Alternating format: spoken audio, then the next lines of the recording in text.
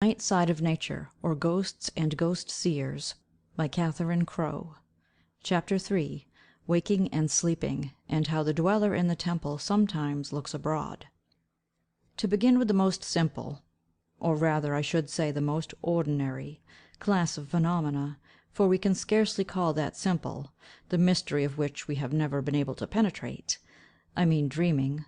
Everybody's experience will suffice to satisfy them that their ordinary dreams take place in a state of imperfect sleep, and that this imperfect sleep may be caused by any bodily or mental derangement whatever, or even from an ill-made bed, or too much or too little covering, and it is not difficult to conceive that the strange, confused, and disjointed visions we are subject to on these occasions may proceed from some parts of the brain being less at rest than the others, so that, assuming phrenology to be fact, one organ is not in a state to correct the impressions of another. Of such vain and insignificant visions I need scarcely say it is not my intention to treat, but at the same time I must observe, that when we have admitted the above explanation, as far as it goes, we have not, even in regard to them, made much progress toward removing the difficulty. If dreaming resembled thinking, the explanations might be quite satisfactory, but the truth is, that dreaming is not thinking, as we think in our waking state, but is more analogous to thinking in delirium or acute mania, or in that chronic condition which gives rise to sensuous illusions. In our ordinary normal state, conceiving of places or persons does not enable us to see them or hold communion with them, nor do we fancy that we do either. It is true that I have heard some painters say that, by closing their eyes and concentrating their thoughts on an object, they can bring it more or less vividly before them, and Blake professed actually to see his sitters when they were not present. But whatever interpretations we may put upon this curious faculty, his case was clearly abnormal, and connected with some personal peculiarity, either physical or psychical, and, after making the most of it, it must be admitted that it can enter into no sort of comparison with that we possess in sleep, when, in our most ordinary dreams, untrammelled by time or space, we visit the uttermost ends of the earth, fly in the air, swim in the sea, listen to beautiful music and eloquent orations, behold the most charming as well as the most loathsome objects, and not only see, but converse with our friends, absent or present, dead or alive. Every one, I think, will grant that there is the widest possible difference between conceiving of these things when awake, and dreaming them. When we dream, we do, we see, we say, we hear, etc. and etc. That is, we believe at the time we do so. And what more can be said of us when we are awake than that we believe we are doing, seeing, saying, hearing, etc.? It is by external circumstances and the result of our actions that we are able to decide whether we have actually done a thing, or seen a place, or only dreamt that we had done so. And as I have said above, after some lapse of time we are not always able to distinguish between the two. While dreaming we frequently ask ourselves whether we are awake or asleep, and nothing is more common than to hear people say, "Well, I think I did or heard so and so, but I'm not sure whether it was so or whether I dreamt it." Thus, therefore, the very lowest order of dreaming, the most disjointed and perplexed, is far removed from the most vivid presentations of our waking thoughts, and it is in this respect, I think, that the explanations of the phenomena hitherto offered by phrenologists and the metaphysicians of this country are inadequate and unsatisfactory. While, as regards the analogy between the visions of sleep and delirium, whatever similarity there may be in the effects, we cannot suppose the cause to be identical; since in delirium the images and delusions are the result of excessive action of the brain, which we must conclude to be the very reverse of its conditions in sleep. Pinel certainly has hazarded an opinion that sleep is occasioned by an efflux of blood to the head, and consequent compression of the brain; a theory which would have greater weight were sleep more strictly periodical than it is, but which at present it seems impossible to reconcile with many established facts. Some of the German physiologists and psychologists have taken a deeper view of this question of dreaming, from considering it in connection with the phenomena of animal magnetism, and although their theories differ in some respects, they all unite in looking toward that department of nature for instruction. While one section of these inquirers, the Exegetical Society of Stockholm included, calls in the aid of supernatural agency, another, among whom Dr. Joseph Ennemoser of Berlin appears to be one of the most eminent, maintains that the explanation of the mystery is to be chiefly sought in the great and universal law of polarity, which extends not only beyond the limits of this earth, but beyond the limits of this system, which must necessarily be in connection with all others, so that there is thus an eternal and never ceasing interaction, of which, from the multiplicity and contrariety of the influences, we are insensible, just as we are insensible to the pressure of the atmosphere, from its impinging on us equally on all sides. Waking and sleeping are the day and night sides of organic life, during which alternations an animal is placed in different relations to the external world, and to these alternations all organisms are subject. The completeness and independence of each individual organism are an exact ratio to the number and completeness of the organs it develops, and thus the locomotive animal has the advantage of the plant or the zoophyte, while of the animal kingdom man is the most complete and independent, and although still a member of the universal whole, and therefore incapable of isolating himself, yet better able than any other organism to ward off external influences, and comprise his world within himself.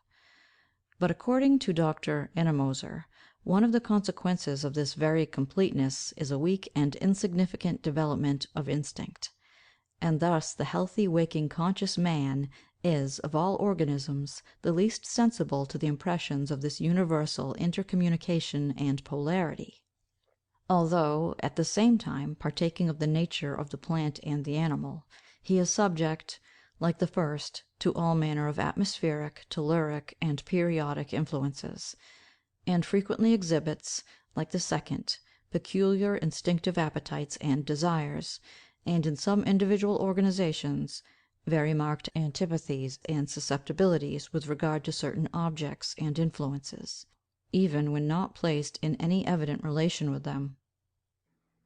According to this theory, sleep is a retrograde step, a retreating into a lower sphere, in which condition the sensuous functions being in abeyance, the instincts somewhat resume their sway.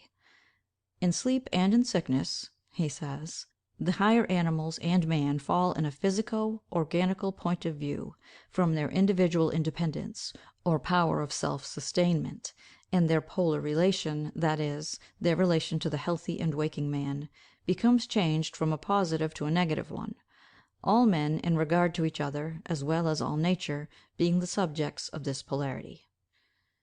It is to be remembered that this theory of Dr. Ennemoser's was promulgated before the discoveries of Baron von Reichenbach in magnetism were made public, and the susceptibility to magnetic influences in the animal organism, which the experiments of the latter go to establish, is certainly in its favour. But while it pretends to explain the condition of the sleepers, and may possibly be of some service in our investigations into the mystery of dreaming, it leaves us as much in the dark as ever, with respect to the cause of our falling into this negative state, an inquiry in which little progress seems to have been hitherto made. With respect to dreaming, Dr. Ennemoser rejects the physiological theory which maintains that in sleep, magnetic or otherwise, the activity of the brain is transferred to the ganglionic system, and that the former falls into a subordinate relation. Dreaming, he says, is the gradual awakening of activity in the organs of imagination, whereby the presentation of sensuous objects to the spirit, which had been discontinued in profound sleep, is resumed. Dreaming, he adds, also arises from the secret activity of the spirit in the innermost sensuous organs of the brain, busying the fancy with subjective sensuous images, the objective conscious day life giving place to the creative dominion of the poetical genius, to which night becomes day, and universal nature its theatre of action. and thus the supersensuous or transcendent nature of the spirit becomes more manifest in dreaming than in the waking state. But in considering these phenomena, man must be viewed in both his psychical and physical relations, and as equally subject to spiritual as to natural operations and influences; since, during the continuance of life, neither soul nor body can act quite independently of the other, for, although it be the immortal spirit which perceives, it is through the instrumentality of the sensuous organs that it does so; for of absolute spirit without body we can form no conception. What is here meant seems to be that the brain becomes the world to the spirit, before the impressions from the external world do actually come streaming through by means of the external sensuous organs. The inner spiritual light illumines, till the outward physical light overpowers and extinguishes it. But in this state the brain, which is the storehouse of acquired knowledge, is not in a condition to apply its acquisitions effectively, while the intuitive knowledge of the spirit, if the sleep be imperfect, is clouded by its interference. Other physiologists, however, believe, from the numerous and well attested cases of the transference of the senses in disease to the pit of the stomach, that the activity of the brain in sleep is transferred to the epigastric region. The instances of this phenomenon, as related by Dr. Petitin and others, have been frequently published. I need not here quote. But as Dr. Passavant observes, it is well known that the functions of the nerves differ in some animals, and that one set can supply the place of another, as in those cases where there is a great susceptibility to light, though no eyes can be discovered. These physiologists believe that, even during the most profound sleep, the spirit retains its activity; a proposition which, indeed, we can not doubt. It wakes, though the senses sleep, retreating into its infinite depths, like the sun at night, living on its spiritual life undisturbed, while the body sinks into a state of vegetative tranquillity. Nor does it follow that the soul is unconscious in sleep, because in waking we have frequently lost all memory of its consciousness, since by the repose of the sensuous organs the bridge between waking and sleeping is removed, and the recollections of one state are not carried into the other. It will occur here to every one, how often in the instant of waking we are not only conscious that we have been dreaming, but are also conscious of the subject of the dream, which we try in vain to grasp, but which eludes us and is gone for ever the moment we have passed into a state of complete wakefulness.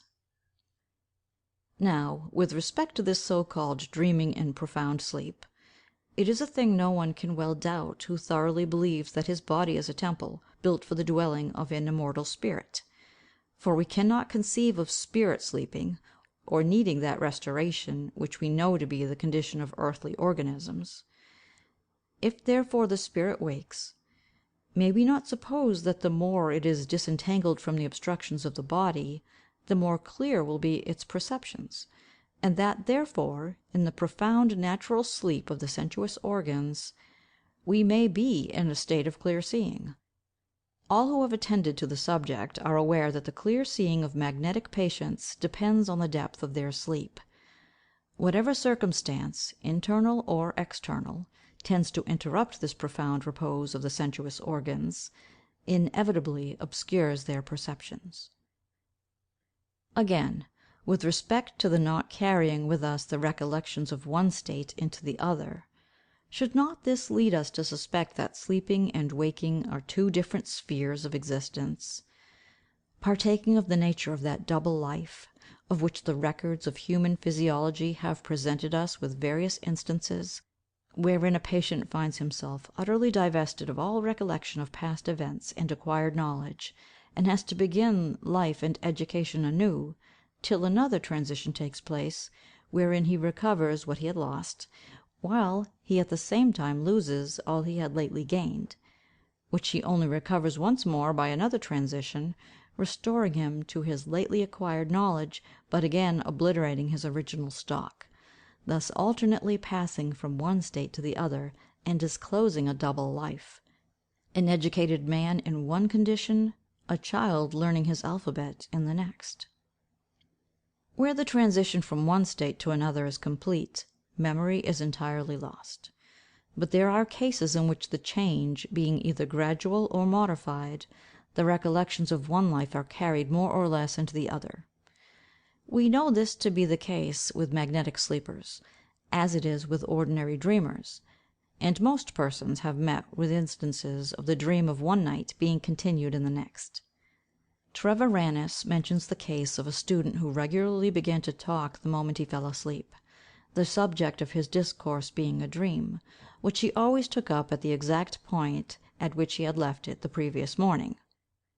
Of this dream he had never the slightest recollection in his waking state.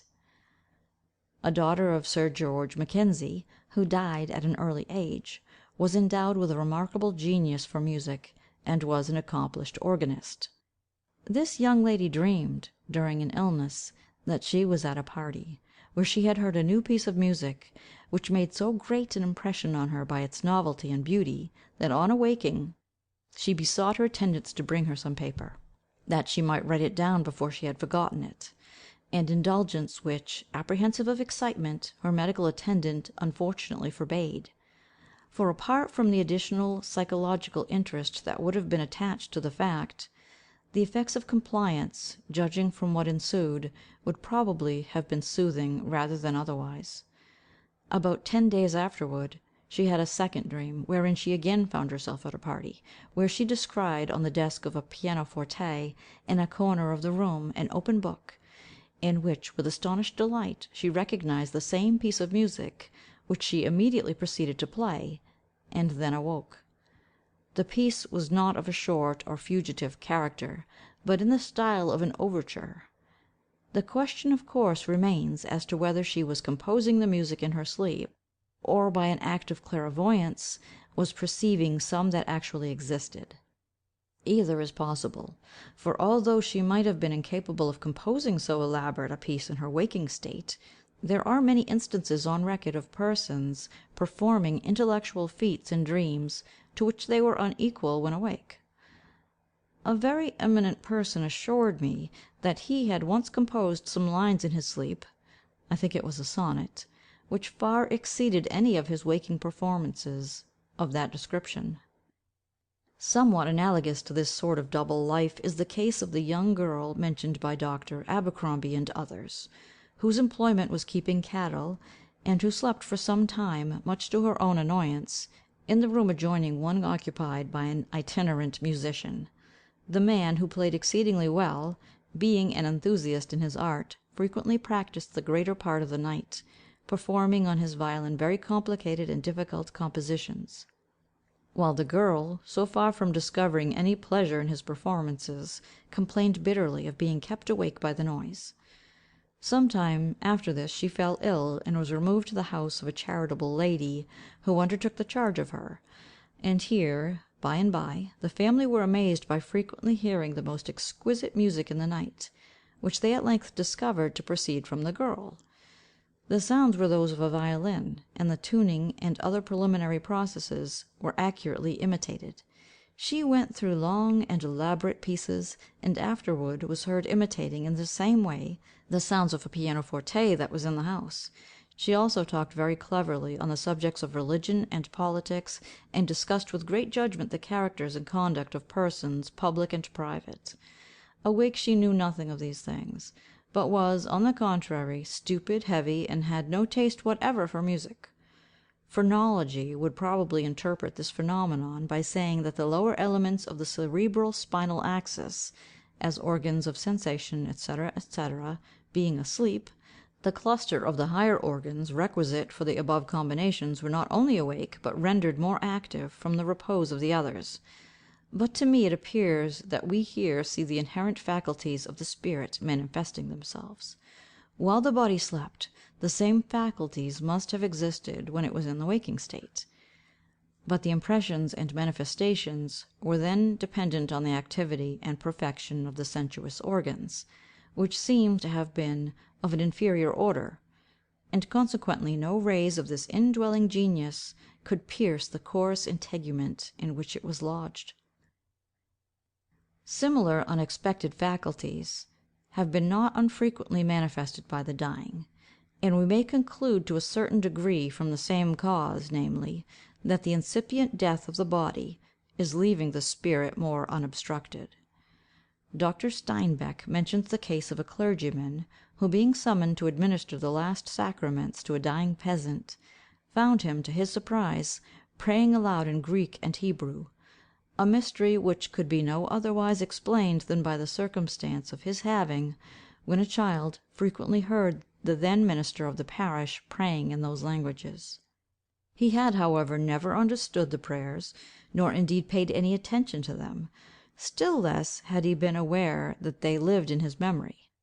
It would give much additional interest to this story, had Dr. Steinbeck mentioned how far the man now, while uttering the words, understood their meaning; whether he was aware of what he was saying, or was only repeating the words by rote.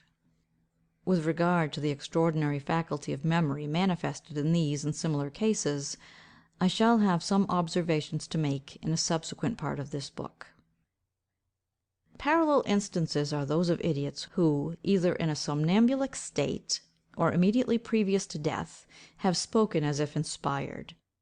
At St. Jean de Maurienne, in Savoy, there was a dumb cretin, who, having fallen into a normal state of somnambulism, not only was found to speak with ease, but also to the purpose; a faculty which disappeared, however, whenever he awoke.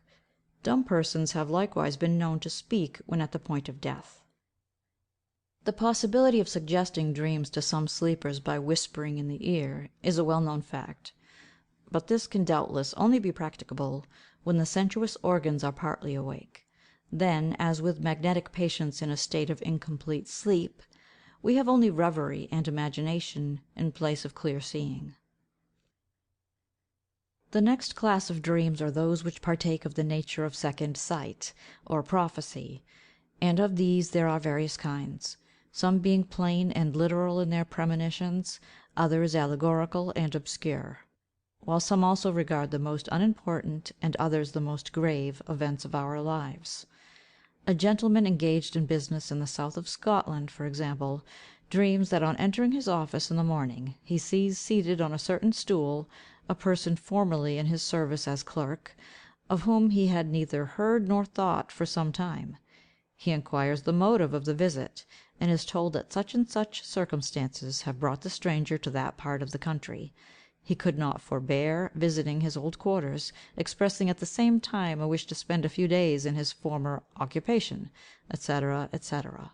The gentleman, being struck with the vividness of the illusion, relates his dream at breakfast, and, to his surprise, on going to his office, there sits the man, and the dialogue that ensues is precisely that of the dream.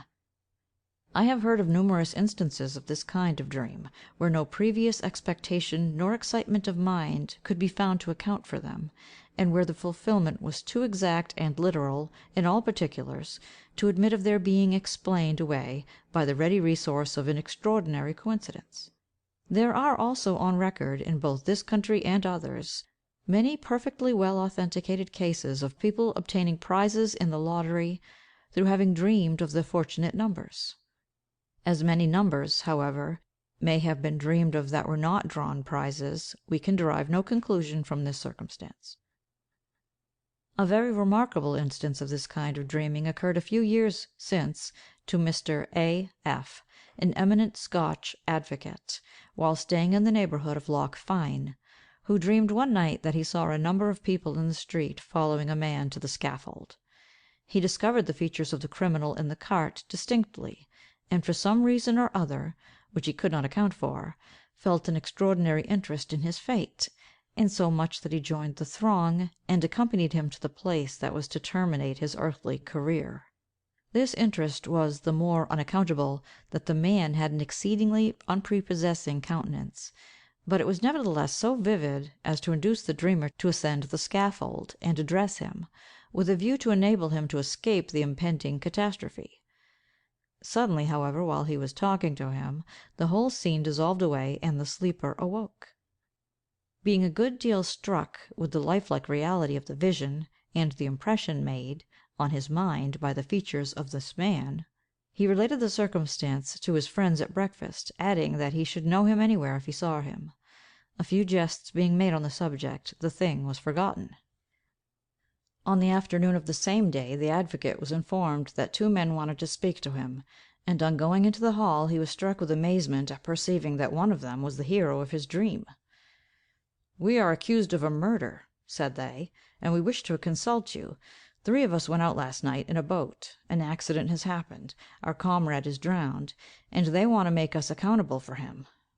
The advocate then put some interrogations to them, and the result produced in his mind, by their answers, was a conviction of their guilt.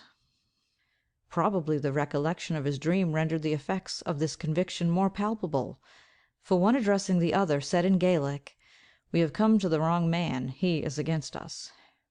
"There is a higher power than I against you," returned the gentleman, "and the only advice I can give you is, if you are guilty, fly immediately." Upon this they went away, and the next thing he heard was that they were taken into custody on suspicion of the murder. The account of the affair was, that, as they said, the 3 had gone out together on the preceding evening, and that in the morning the body of one of them had been found on the shore, with a cut across his forehead. The father and the friend of the victim had waited on the banks of the lake till the boat came in, and then demanded their companion, of whom, however, they professed themselves unable to give any account. Upon this the old man led them to his cottage for the purpose of showing them the body of his son. One entered, and at the sight of it burst into a passion of tears. The other refused to do so, saying his business called him immediately home, and went sulkily away. This last was the man seen in the dream. After a fortnight's incarceration, the former of these was liberated, and he then declared to the advocate his intention of bringing an action of damages for false imprisonment.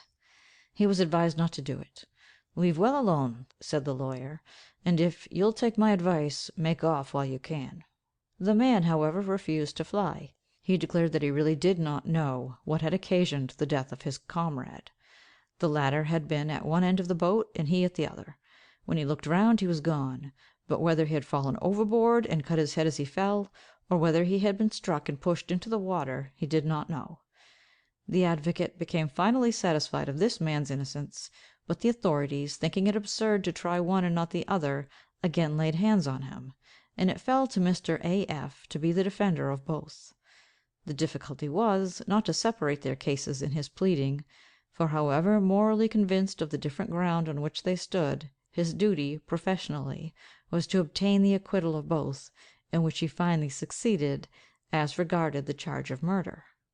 They were, therefore, sentenced to 2 years' imprisonment, and, so far as the dream is concerned, here ends the story. There remains, however, a curious sequel to it.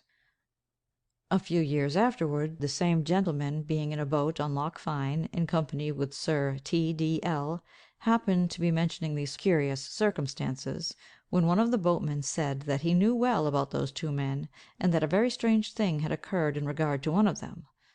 This one, on inquiry, proved to be the subject of the dream, and the strange thing was this: on being liberated, he had quitted that part of the country, and in process of time had gone to Greenock, and thence embarked in a vessel for Cork. But the vessel seemed fated never to reach its destination. One misfortune happened after another, till at length the sailors said, "This won't do. There must be a murderer on board with us." As is usual when such a persuasion exists, they drew lots 3 times, and each time it fell on that man. He was consequently put on shore, and the vessel went on its way without him. What had become of him afterward was not known. A friend of mine, being in London, dreamed that she saw her little boy playing on the terrace of her house in Northumberland; that he fell and hurt his arm, and she saw him lying apparently dead. The dream recurred 2 or 3 times on the same night, and she awoke her husband, saying she feared something must have happened to Henry. In due course of post, a letter arrived from the governess, saying that she was sorry to have to communicate that while playing on the terrace that morning, Master Henry had fallen over a heap of stones and broken his arm; adding that he had fainted after the accident, and had lain for some time insensible. The lady to whom this dream occurred is not aware having ever manifested this faculty before or since. Mrs. W. dreamed that she saw people ascending by a ladder to the chamber of her stepson John. Wakes, and she says she is afraid he is dead, and that there was something odd in her dream about a watch and a candle. In the morning a messenger is sent to inquire for the gentleman, and they find people ascending to his chamber window by a ladder, the door of the room being locked. They discover him dead on the floor, with his watch in his hand, and the candle between his feet. The same lady dreamed that she saw a friend in great agony, and that she heard him say they were tearing his flesh from his bones. He was some time afterwards seized with inflammation, lay as she had seen him, and made use of those exact words. A friend of mine dreamed lately that somebody said her nephew must not be bled, as it would be dangerous. The young man was quite well, and there had been no design of bleeding him, but on the following morning he had a tooth drawn, and an effusion of blood ensued, which lasted some days, and caused a good deal of uneasiness. A farmer in Worcestershire dreamed that his little boy of 12 years old had fallen from the waggon and was killed. The dream recurred 3 times in one night, but unwilling to yield to superstitious fears, he allowed the child to accompany the waggoner to Kidderminster fair. The driver was very fond of the boy, and he felt assured would take care of him. But having occasion to go a little out of the road to leave a parcel, the man bade the child walk on with the waggon, and he would meet him at a certain spot. On arriving there, the horses were coming quietly forward, but the boy was not with them, and on retracing the road he was found dead, having apparently fallen from the shafts and been crushed by the wheels. A gentleman who resided near one of the Scottish lakes dreamt that he saw a number of persons surrounding a body which had just been drawn out of the water. On approaching the spot, he perceived that it is himself, and the assistants are his own friends and retainers. Alarmed at the lifelike reality of the vision, he resolved to elude the threatened destiny, by never venturing on the lake again. On one occasion, however, it became quite indispensable that he should do so, and as the day was quite calm, he yielded to the necessity, on condition that he should be put ashore at once on the opposite side, while the rest of the party proceeded to their destinations, where he would meet them. This was accordingly done. The boat skimmed gaily over the smooth waters, and arrived safely at the rendezvous, the gentlemen laughing at the superstition of their companion, while he stood smiling on the bank to receive them. But alas, the fates were inexorable. The little promontory that supported him had been undermined by the water. It gave way beneath his feet, and life was extinct before he could be rescued. This circumstance was related to me by a friend of the family. Mr. S. was the son of an Irish bishop, who set somewhat more value on the things of this world than became his function. He had always told his son that there was but one thing he could not forgive, and that was a bad marriage, meaning by a bad marriage a poor one. As cautions of this sort do not by any means prevent young people falling in love, Mr. S. fixed his affections on Lady O., a fair young widow, without any fortune, and aware that it would be useless to apply for his father's consent, he married her without asking it. They were consequently exceedingly poor, and indeed nearly all they had to live on was a small sinecure of 40 pounds per annum, which Dean Swift procured for him. While in this situation, Mr. S. dreamed one night that he was in the cathedral in which he had formerly been accustomed to attend service, that he saw a stranger, habited as a bishop, occupying his father's throne, and that, on applying to the verger for an explanation, the man said that the bishop was dead, and that he had expired just as he was adding a codicil to his will in his son's favour. The impression made by the dream was so strong, that Mr. S. felt that he should have no repose till he had obtained news from home, and as the most speedy way of doing so was to go there himself, he started on horseback, much against the advice of his wife, who attached no importance whatever to the circumstance. He had scarcely accomplished half his journey, when he met a courier bearing the intelligence of his father's death. And when he reached home, he found that there was a codicil attached to the will, of the greatest importance to his own future prospects. But the old gentleman had expired with the pen in his hand, just as he was about to sign it. In this unhappy position, reduced to hopeless indigence, the friends of the young man proposed that he should present himself at the vice regal palace on the next levee day, in hopes that some interest might be excited in his favour, to which, with reluctance, he consented. As he was ascending the stairs, he was met by a gentleman, whose dress indicated that he belonged to the church. "Good heavens!" said he to the friend who accompanied him, "who is that?" "That is Mr. of so and so." "Then he will be the bishop of L—," returned Mr. S—, "for that is the man I saw occupying my father's throne." "Impossible," replied the other, "he has no interest whatever, and has no more chance of being a bishop than I have." "You will see," replied Mr. S—, "I am certain he will." They had made their obeisance above, and were returning, when there was a great cry without, and everybody rushed to the doors and windows to inquire what had happened. The horses attached to the carriage of a young nobleman had become restive, and were endangering the life of their master, when Mr. rushed forward, and at the peril of his own seized their heads, and afforded lord C—— time to descend, before they broke through all restraint and dashed away. Through the interest of this nobleman and his friends, to whom Mr. had been previously quite unknown, he obtained the see of L—. These circumstances were related to me by a member of the family. It would be tedious to relate all the instances of this sort of dreaming which have come to my knowledge. But were they even much more rare than they are, and were there none of a graver and more mysterious kind, it might certainly occasion some surprise that they should have excited so little attention. When stories of this sort are narrated, they are listened to with wonder for the moment, and then forgotten, and few people reflect on the deep significance of the facts, or the important consequences to us involved in the question, of how, with our limited faculties, which cannot foretell the events of the next moment, we should suddenly become prophets and seers. The following dream, as it regards the fate of a very interesting person, and is, I believe, very little known, I will relate, though the story is of somewhat an old date. Major André, the circumstances of whose lamented death are too well known to make it necessary for me to detail them here, was a friend of Miss Seward's, and previously to his embarkation for America, he made a journey into Derbyshire to pay her a visit, and it was arranged that they should ride over to see the wonders of the peak, and introduce André to Newton, her minstrel, as she called him, and to Mr. Cunningham, the curate, who was also a poet. While these two gentlemen were awaiting the arrival of their guests, of whose intentions they had been apprized, Mr. Cunningham mentioned to Newton that on the preceding night he had had a very extraordinary dream, which he could not get out of his head. He had fancied himself in a forest.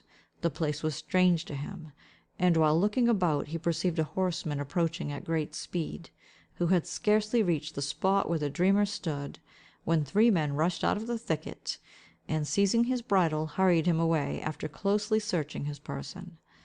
The countenance of the stranger being very interesting, the sympathy felt by the sleeper for his apparent misfortune awoke him. But he presently fell asleep again, and dreamed that he was standing near a great city, among thousands of people, and that he saw the same person he had seen seized in the wood, brought out, and suspended to a gallows. When André and Miss Seward arrived, he was horror struck to perceive that his new acquaintance was the antitype of the man in the dream. Mr. C——, a friend of mine, told me the other day that he had dreamed he had gone to see a lady of his acquaintance, and that she had presented him with a purse. In the morning he mentioned the circumstance to his wife, adding that he wondered what should have made him dream of a person he had not been in any way led to think of, and above all, that she should give him a purse. On the same day a letter arrived from that lady to Mrs. C——, containing a purse, of which she begged her acceptance. Here was the imperfect foreshadowing of the fact, probably from unsound sleep.